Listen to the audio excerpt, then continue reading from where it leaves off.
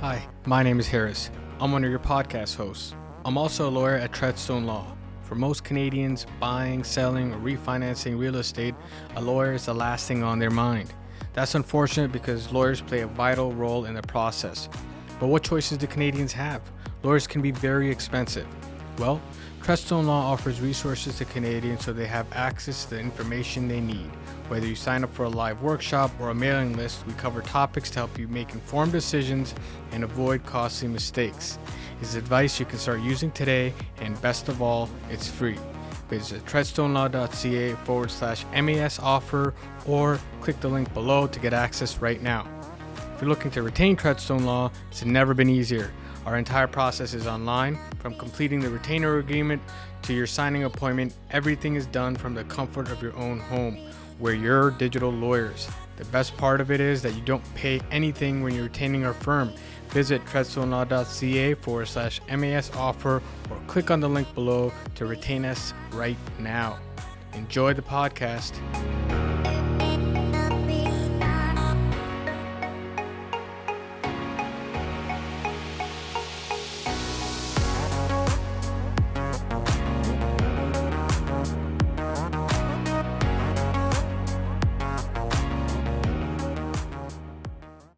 Welcome everyone to another episode of Hustle and Grit. Today on our episode, we have a special guest, Scott Brown. Scott is a co-owner of Ultimate Mortgage Group, which does over $1 billion a year in funding.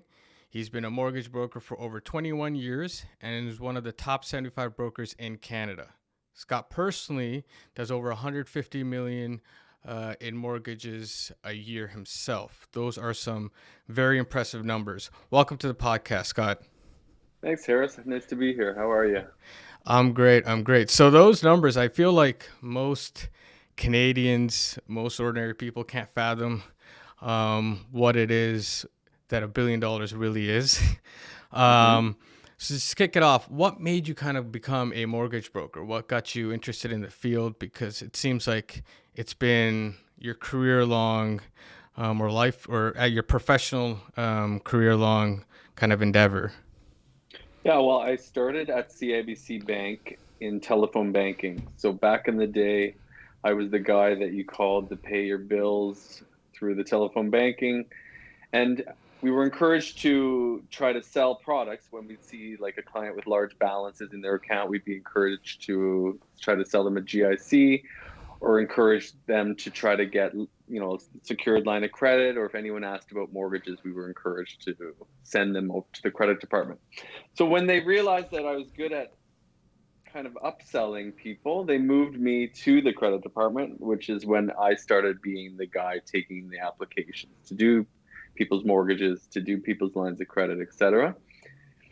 So I did that for a little bit too, and then I worked in CIBC's mortgage department. So anyone across Canada who's looking to get a mortgage virtually by phone, in email, would come through our department, and that's sort of where I learned the ropes. And from then on, I slowly detached from the bank and became independent. But they were a really good stepping stone in learning about everything there is about mortgages, and everything sort of progressed from there. So you kind of fell into it, but was Pretty there... much, yeah. Was it love at first sight? Was there kind of a learning curve, or There's what a kind large of... learning Yeah, curve for yeah. sure. Back then, it was probably simpler. Nowadays, it's much more complicated for the average home buyer to understand all the different terminology and processes. But I did like it instantly. I liked the sales aspect of things, and I liked the numbers aspect of doing mortgages. That was appealing to me. Yeah. So yeah, I guess it was something that really did. Like, I never really decided or thought about getting out of it, and it's been 21 years, and time flies. Oh wow. So yeah, it's a long relationship, but Mm-hmm. so then what? And it seems like you had a natural talent, and me, I feel like I speak to enough mortgage brokers. For most people, for most brokers, I feel, and everybody has their own road. It's something that it's not just a learning curve. It kind of affects who they are, and there is kind of an uphill battle there, right? What makes you like a good broker? Like what what made it easy for you to sell all these products to Canadians calling in with these accounts?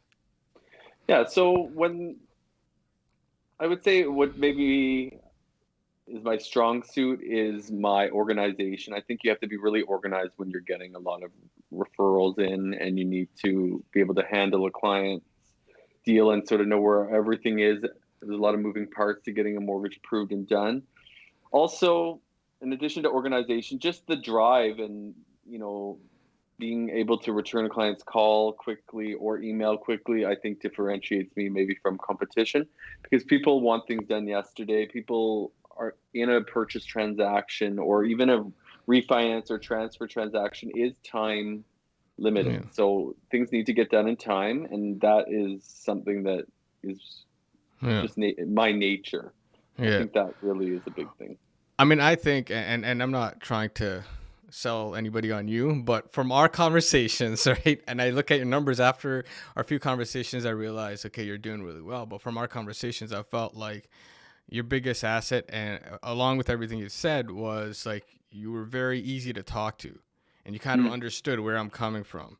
So I was like, okay, so I can understand. I mean, it's a big achievement, but I can understand how that can happen, because it's very difficult nowadays to talk to somebody and they're just kind of quiet and listening to what you're saying, as opposed to kind of waiting for their turn to speak. Not to quote Fight Club, but yeah, they're kind of like, they're just trying to say that they're trying to sell you something. They're trying to get their own in, if that makes sense. Yeah, So I guess so. Yeah, that does make sense. Like when someone's calling me for a mortgage, it's different than me hard selling or yeah, dialing out and doing random. So the people come to me with a need. yeah, It's my job to sort through that need to make sure that what they're asking for is actually something they should be getting. Because yeah, oftentimes they come to me and I'm thinking, maybe you should look at doing it this way, or have you considered this option instead of the one you've come in? So I would say that comes with experience, and but being a good listener and being good on the phone mm, and being personable are definitely skills that have done me well.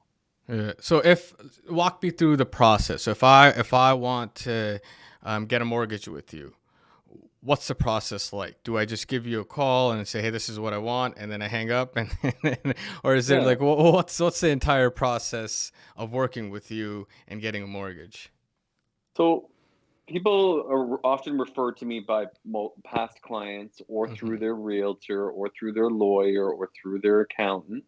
But if, and any everyday client, like I have people come through to me from Google, for example, I usually like to start with a phone call. I was born in the 70s. I like a good phone call. I find you get everything out on a phone call that you need to get out. Yeah. It's instead of a lot of the back and forth. Oftentimes, my responses in an email will create 10 more questions.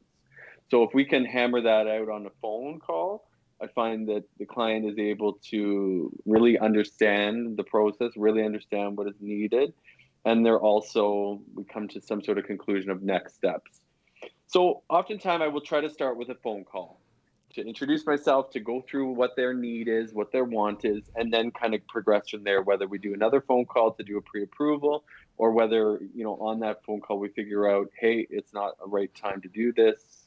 You should stay put with your current lender. You already have a good rate. There's no need to waste your time doing a new application, and then go from there. And then a lot of it is email back and forth. And Yeah. I do have support staff that help to make sure the transaction goes smoothly by collecting documents, etc.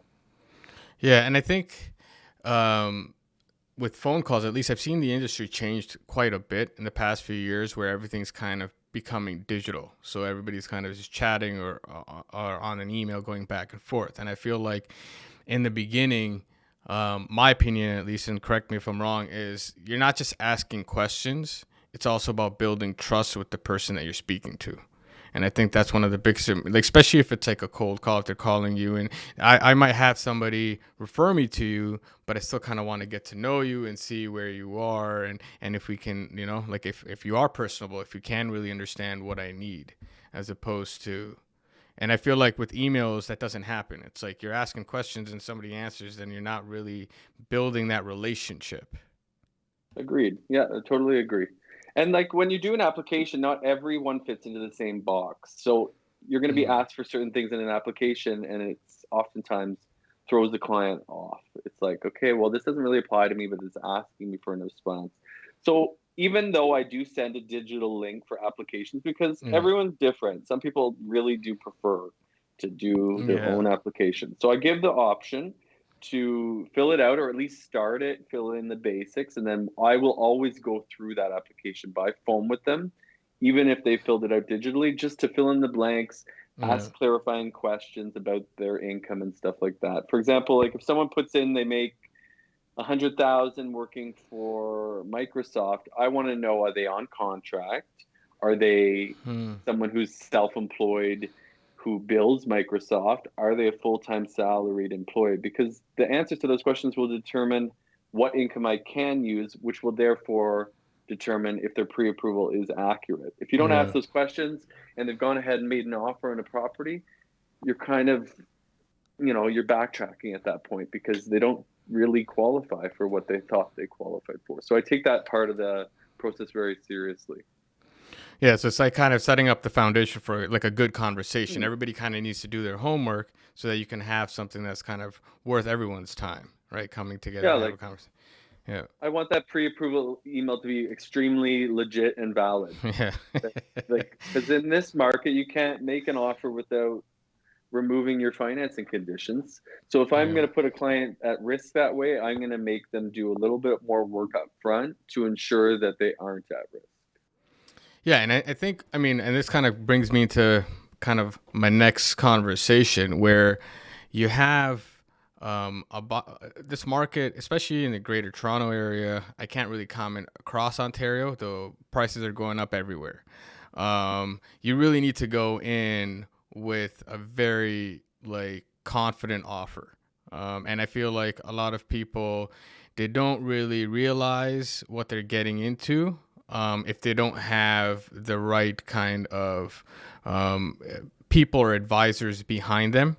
And so when you're looking at people come in, how much time do you kind of spend in figuring out pre-approvals and all of that? Is that where bulk of the work is done and then the approval is a little bit easier? Or is it kind of 50-50? Like, how does that kind of relationship work, pre-offer versus post-offer? Right. So that really depends on the client. So having done this for so many years, a lot of my clients are second, third, fourth time purchasers. So for them, the hand holding isn't necessarily there, and I have a lot of their information already. So I will pre-approve them. They will understand sort of the process a lot, and a lot less time is needed for them. At which point, if their client is someone who's a first-time homebuyer, a lot more time spent up front answering their questions about first-time homebuyer rebates, property taxes, how their payment options will be, and really getting them more confident. So when they do find a place, they can make an offer and not worry about anything. So I gauge their level of knowledge sort of up front to determine how much time is spent up front. The way I work is if I were getting you a pre-approval today, Harris, I would get all your details, plug it all in, qualify you. I would even collect documents. I usually collect income confirmation, especially because that's really where a deal can go wrong. I make sure that all the boxes are checked, everything looks good. I give you your numbers and say, okay, your maximum purchase price, Harris, is X amount. Your closing costs will be this much. Your down payment you need to have is this much. Let me know when you find a place you want to buy. And that's really when we talk next, is when you send me a listing and say, Harris, Scott, I want to buy this property. Then we're going to do another call specific to that property because I know everything about you. I know your credit. I know your income, your debts, etc. But the major part of an approval is the property. So I want to review that property with you before you make an offer. And then you can go in without a financing condition because we've done all the due diligence we need to do. Quick 10-second break. Are you finding this podcast useful? Do you want access to more resources just like this podcast? Sign up to one of our online workshops or our mailing list and we'll send all the information you need right to your inbox. Good advice is hard to come by, especially in a market like today's. Sign up by visiting treadstonelaw.ca/MAS offer or click on the link below. Enjoy the rest of the podcast.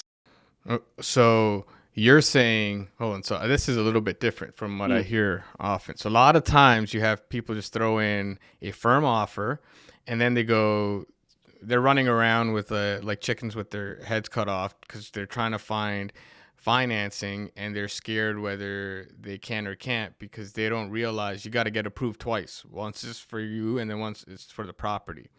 But you're saying that with your clients, you're going to look at their profile, and then when they find a house, they should send you that listing before submitting an offer so you can understand that listing. Is that correct? Yeah, like I want to look at the property. I want to make sure that it's a property that will be mortgageable. Like Okay. 99% of the Yeah. time it is, but I have had Yeah. clients buy a place with no kitchen. Yeah. And a bank is like, they may love your finances, but they always care about resale. That's what they care about the Yeah. most. Or if it Yeah. says like renovator's delight or student Yeah. housing, like the MLS listing will tell me or prevent me from allowing you to put yourself at risk, basically. So I Yeah. put that extra little bit of security in there. And it's also a good touch point to say, okay, Harris, if you offer 1.2 and you put down 240,000, your payment's this. If you offer Yeah. 1,225, because a lot of people think that extra maybe 20,000, 30,000 is going to increase their payment a lot more than it in fact does. So it honestly gives them a little bit more ammunition. So when they're in that bidding war, because I won't be Yeah. there with, they'll know, okay, well, we can go to 125 and the payment's only $20 extra month. Let's do it. Let's get this property that we love so much. Yeah.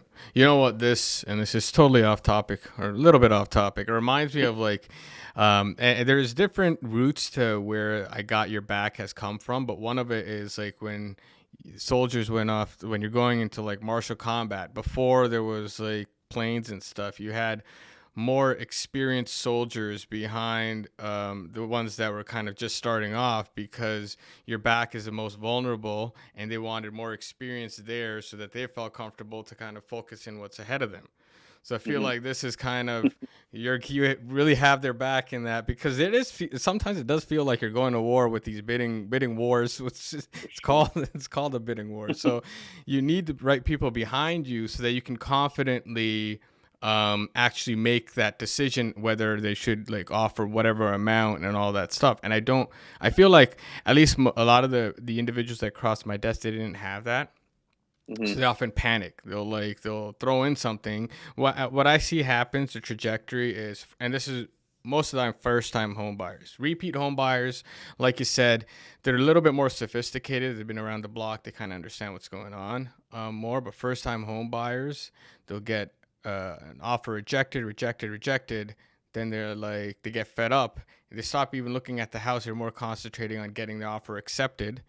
And so like fifth, sixth offer down, they're just throwing out obscene numbers and they don't really understand whether they can afford it or not. And they're too focused on the rejection that they felt in the first few offers and trying to get this to be an acceptance. Mm-hmm. So for that, I feel like, you need to have the right team behind you to have your back so that you kind of go in with confidence you're making smart decisions. Because again, like I think for most Canadians, 90% of Canadians, your entire wealth is in your house. And like you said, even if like, yeah, 90% of them are good, but if that 1%, you make a bid on that 1% of real estate that is not financeable, right? Is that a word? Mm-hmm. But Yeah. if it's not, Yeah. Sounds good.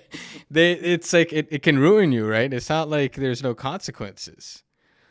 Exactly. You never want someone to make an offer firm on a property you can't get a mortgage on. Yeah.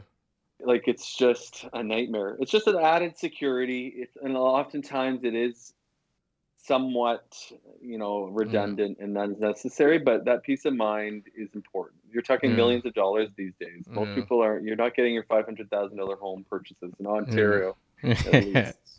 So So it's off, important. yeah. So off the top of your head, I know we haven't discussed this before, but do you have any horror stories without naming names? Anything that you're like, whoa, that sticks out to you in your career? Like that's something that people should not be doing. Um, Actually, I'm pretty good because I put that extra security. So I Yeah. haven't had any clients like put themselves in that position. But Yeah. there, things that have happened that have, lowered someone's pre-approval before they bought. Is, if you go get a car loan, you go get a car lease, You go Mm-hmm. incur debt. If you decide, like I've had clients who are pre-approved and they're all good to go, and then a couple months later they're like, "Oh, good news! We decided to start our own business." Well, that is good news. I'm happy for you.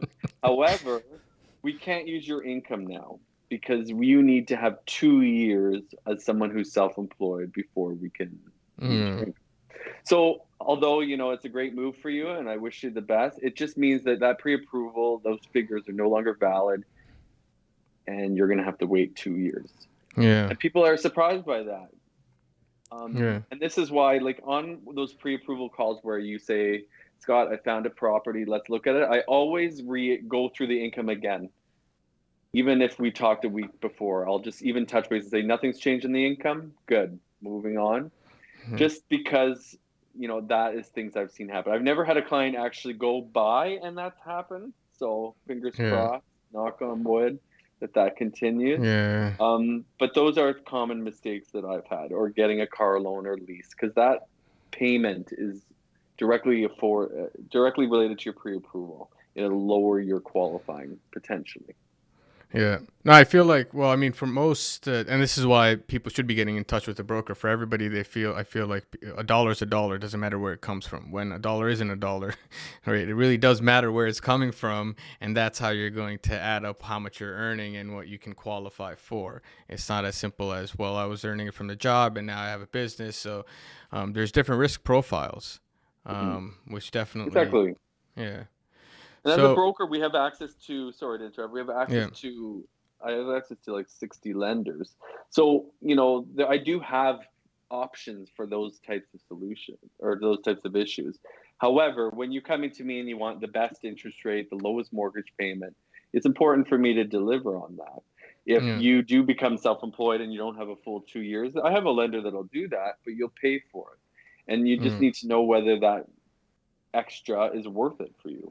Is your budget going to be totally blown by that, or are you willing to take that higher rate for a couple of years till you are self-employed?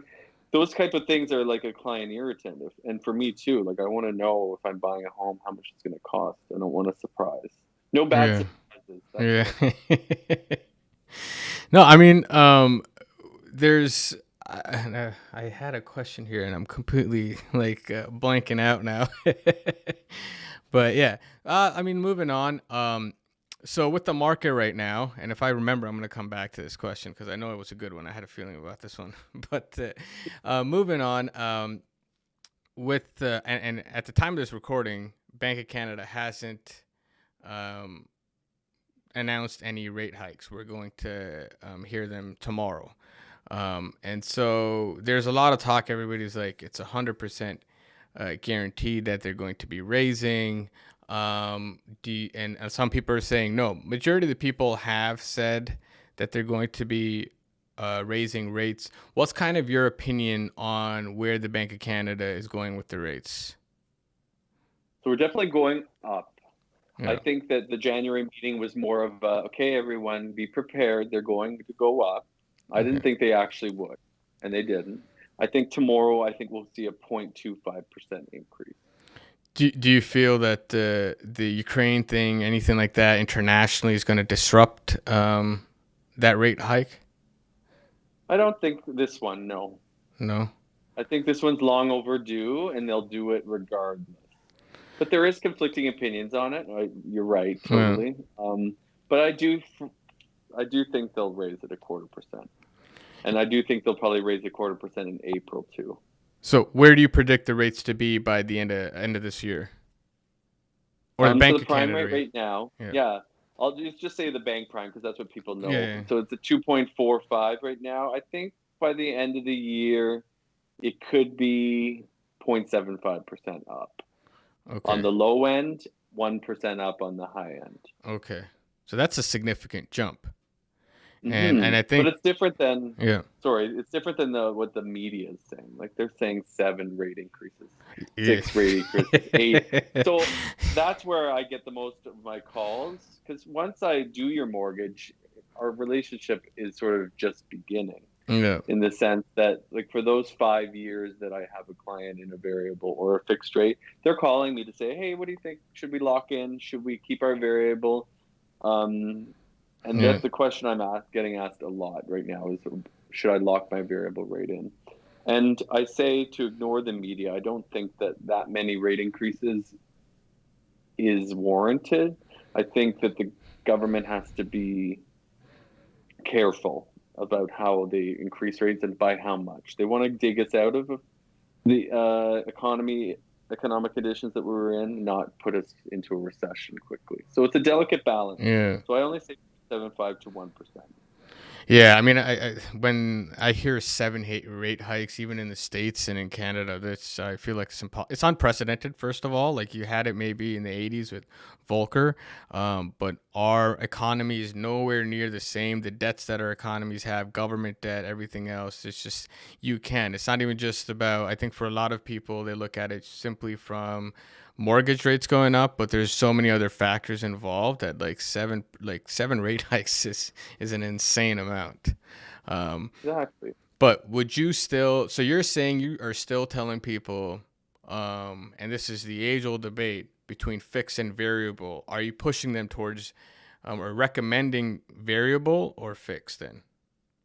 Always variable. I've never wavered on that. Like I have clients that take fixed rates, but Yeah. they always know about the variable option. My job's to educate them. Even if they come in, like a client will come in, basically asking for the lowest fixed rate. My job is to at least let them know there's an alternative to that, and which I always do. But I'll always try to sell a variable rate before a fixed rate for several reasons. The first is the interest rate is lower. Yeah. Just to give you some perspective. So a fixed rate right now, or let's say 3.1, 3.2. Variable rate, say 1.5, 1.6. So it's almost double. Well, it is pretty much double to take a fixed rate. So I always say, why would you pay a higher interest from day one when no one can predict the future, really? Yes, there's talk of rates going up. Yes, they are going to go up because they have nowhere else to go. But that's not to say that something won't bring them down again in a year Yeah. or two. Like statistically, that is what happens. Yeah. Interest is front loaded on a mortgage. So again, why not pay that low interest rate from day one and ride the wave up and down? Historically, you will come out ahead 80% of the time. So Yeah. with those odds, I think why take any risk doing the fixed rate? Second reason is flexibility. I see it all the time. People break up, make up, Yeah. um, move for school, Yeah. move for Yeah. job. Yeah. Yeah. And in a fixed rate, you're going to pay a penalty that is in some cases 3 to 5 times higher than a variable rate. A variable interest rate penalty is always 3 months interest. So I can tell you what your penalty will be pretty much at any point. Whereas a fixed rate penalty is based on the interest rates at the time on the term remaining. Yeah. So if you ever hear of, I'm sure everyone's heard of a friend or family member, my penalty is 20,000, 50,000, whatever it is. Those are fixed rate mortgages. So as someone who really never seems to finish out their own mortgage term, that's myself, I would rather be in something flexible because life will throw you curveballs, and I just don't like the idea of being trapped into something. And I mean, I see it all the time because when we're refinancing, when somebody comes to refinance or sell their home, we're ordering the discharge statement. The law firm has to pay out that mortgage, and we've seen some stuff that's extremely painful for me to watch when you're paying like $60,000 on a fine. And this is when, and actually brings me back to what actually we were talking about before, where it's the best rate. All right, we're talking about the best rate, and this is actually where I lost my train of thought. When you said best rate, right? It's more, best rate is relative, right? It depends on your situation as to what your best rate is. HSBC had, I think, was it last summer? They had like a fixed rate of 0.99%, right? But the penalty to get out of something like that, right, is extremely high. People don't realize, the banks are not there. I'm not trying to antagonize the banks, but they're there to make a profit, right? I mean, they're hitting record profits, and they're looking at okay, statistically, if I give out like 1,000 mortgages, how many people are going to break early, and what are those penalties? And that is all kind of brought into their bottom line. So with a lot of this fixed, I see 60,000 because people think 50,000, 40,000. Often enough, you see 30, 40 is like always there, right? It's like people are like, I'm not going to be the one that is going to be affected. I know that I'm going to be married for the next 5 years, and I know I'm going to have this, and I'm going to have my job, right? I'm going to have all this stuff. So I know I'm going to be paying out 5 years, and then this is not going to happen to me. And I hope it does. But what are the statistics behind people breaking early? Like, I feel like it's a higher number than people anticipate that will exit their mortgage before the end of their term. Yeah, the average 5-year mortgage holder breaks it in 3.6 years. Oh wow. So that's So, significant. I see it all the time, and it is heartbreaking for someone to be put in that position. There are alternatives. You can port a fixed rate mortgage and blend the penalty, but a lot of times there's a lot of restrictions on that. That if you just take a variable, you really are free, and I like that part of it. Free to make your decisions as you choose. Sell it when you want to sell it. Sell it if the market's hot. Sell it if the market is going down. You're not restricted by certain time frames. And you're right. There's, when a client comes to me, it's always usually about rate first, but we break it down because there is different rate categories for every buyer now. And this is why it's gotten confusing since I started 20 years ago. Is now you've got insured mortgages. They have different rates than insurable mortgages, which have different rates than uninsurable mortgages. So people will say, oh, I saw this rate on Rate Hub. That's great. It just doesn't apply to you. If you buy over $1 million purchase price and a 30-year amortization, your mortgage is in the highest rate category. You're not going to get those 0.99% HSBC offers and stuff. So it's really just debunking and educating the client when they come to me and sort of saying, okay, based on your situation, the best rate that you can get is X for a variable or X for a fixed rate. And there's products, like you said, that have different penalty calculations. You get slightly lower rate, but your penalty is 3% of your mortgage balance or whatever. Again, people always will try to get that type of product, and when I tell them about it, they always back out when they find out about those things. And I have clients that have gotten through the whole 5 years without worrying about it, and clients that had no choice but to pay that giant penalty. Yeah, but I think the stats, the majority of Canadians still go for fixed. I think it's like 60, 70%. I'm not sure. You would know the number better than I would, but it's pretty high. It is. And I think there's a difference between a broker channel, like coming through to me, and going to your person at the bank. So when you, as a client, are coming to a mortgage broker like myself, like we're incentivized. I don't get paid unless I close your deal. I'm not on salary. It's my job to educate you, to give you a really good experience, because my business depends on that. So I'm going to educate you on the different products more than the bank will. And the bank is mostly told to sell fixed rates, because that's what makes them the most money. So this random person at the branch is probably going to sell you a fixed rate and not really even know the intricacies of a variable rate. Interesting. And you're going to put your trust into them. And this is someone, just making a salary. They don't necessarily care what you do. Their job their livelihood isn't dependent on them closing that deal. Plus, they have to sell 50 other products. So they're not going to be really an expert when it comes to mortgages, because they have to learn GICs, all the different bank accounts, Visa cards. So when someone comes to a broker like myself, this is all we do is mortgages every day, all day long. Yeah. And because of the volumes that we've done, or we do, we see every type of situation that a client could possibly get in. So I think we're a little better equipped to give advice. And I think you're seeing the variables components change because of the broker channel is educating clients more on the fixed rate. Yeah. Or the variable rate. I mean, or like the entire process, my perspective, and again, I'm not like anti-bank or anything. I feel like banks do add value, but at the same time, the personnel are not that sophisticated, because there isn't that much skin in the game, and you're just kind of told you're given a speech to kind of give to the clients, and this is the mandate, and it's in the interest of the bank, and that's fine. Everybody works for their own interests, and I don't like. I'm not trying to say that brokers don't either, but the interests are aligned a little bit differently, right? And I do feel that, especially with the regulations, this is my perspective, where not every bank can offer the best product to everyone who comes in through the door, right? And so it's like if your shoe size is like a 10 and the bank says, I don't got a size 10, I got a size 11 or 12, let's just put that on because you can wear it at least, right? Whereas with brokers, you've got access to a lot of different lenders, and depending on your profile, like we've kind of talked about, you can give them that size 10 shoe size. So it's not like you're kind of putting anything on, and as long as they can walk, it's fine. Agreed. But I do. Yeah, yeah. We give options too, right? Like I deal with the big banks. So like I put a lot of mortgages with, brands that you would recognize for sure. But I'm not incentivized to choose them, and I'm not biased to one.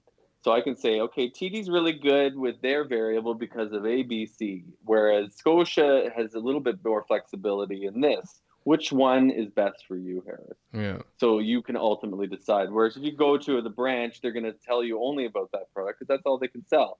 And even if, let's just say, you don't qualify because of, you just don't fit into the strict box like you were talking about that the bank has you in. With a broker, it's like, okay, well, we can't fit you into this box, but we have 60 other boxes. Let's try.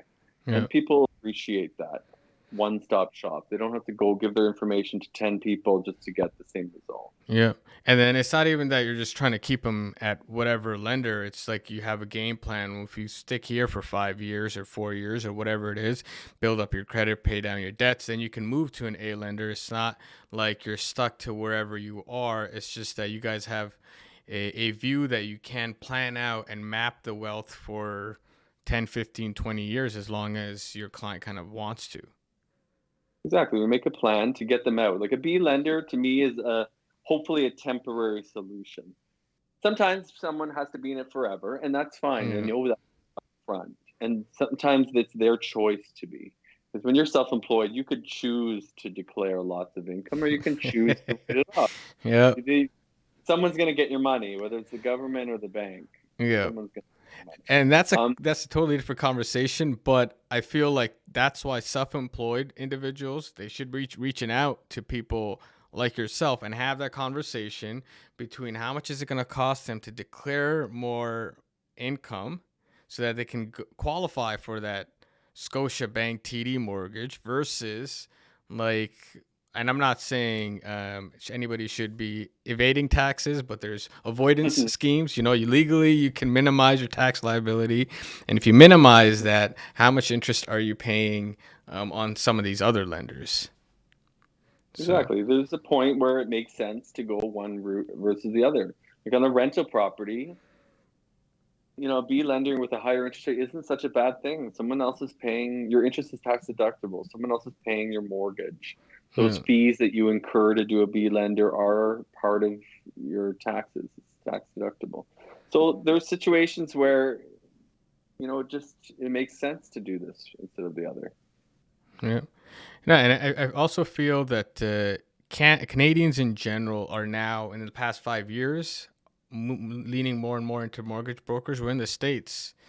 You have majority of the people who are accustomed to brokers because they kind of see the value. Whereas, correct me if I'm wrong, Canadians, I'm not saying they don't, right? But there is a trend, and I feel like that trend should continue, where more and more Canadians should kind of step out of that branch and go and speak to brokers, because it's a lifelong relationship. It's not just a mortgage and that's it. Agreed. I've had clients that have been there for the full 20 years, multiple terms, etc.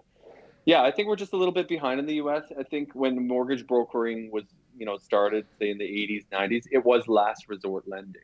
Yeah. So if none of your banks would approve you, that's where you'd go. So we were seen as your last resort. Whereas now, I think we're your first resort. Yeah. Yep. Which is where you start. Yeah. No. And actually build a relationship. I don't know if I can build a relationship with a bank anymore. I feel like before you also had, and correct me if I'm wrong, and we can wrap it up with this as well, where you went to a bank and the same individuals helping you with your mortgages was going to be there 10, 15 years from now. Now I feel like every single time I step into a bank, I'm looking at somebody else, right? And it's Mhm. kind of frustrating as a law firm. We do a lot of banking, and then we have to requalify ourselves with the tellers. It's not even with the mortgages, that like somebody else is there, and we have to tell them, listen, we come here often enough, and it's very hard to build a relationship when they're all kind of playing musical chairs. Whereas with a broker, I feel like, we've got a relationship going on. I can call you at any point and say, hey, Scott, like, I'm thinking of, I've my first home. I'm thinking of my second home. I'm thinking of an investment property now. Now I need a credit line because my kid's going off to college and it's too expensive. OSAP's not covering it and I can't pay it. So there's so many other things to it. Yeah, you're totally right. There's a lot of movement in the bank. People move up, people move on. Usually, like a broker like myself, it's a career choice. Whether I had a lot of movements in my career, but I was always still a broker. And a client doesn't care where I'm a broker. If it's my own brokerage, which it is now, or if I worked for another one in the past, they cared because it was me. They wanted to talk to me. They already know. I know their information. They don't have to re-explain it all, which is what that relationship is. So you're right. I think that's a big problem the bank has. All right. Any last words? Um, Call me. I'm going to leave Scott Brown's information below. You can call him. You can send him an email. If you've got any questions, it's always good to reach out and kind of really understand where your situation is before you make your next move. Thanks for joining us, Scott. Thanks, Harris. My pleasure. All the best. Take care.